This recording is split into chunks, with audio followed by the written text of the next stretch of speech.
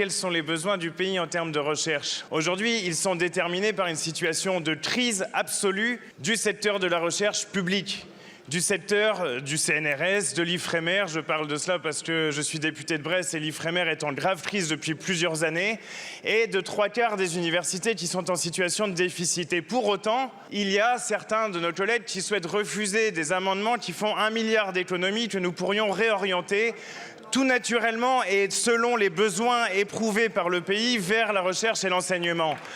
Et j'ai envie de dire, en plus, parce que j'entends parler d'innovation, mais sachez, collègues, que pour ce qui concerne l'innovation, la recherche fondamentale est nécessaire. Et la recherche fondamentale se déploie bien davantage dans le secteur public.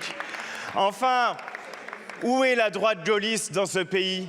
J'ai entendu parler de général de Gaulle. Je vous le cite dans un discours de 1959. « L'État qui a le devoir d'entretenir dans la nation un climat favorable à la recherche et à l'enseignement.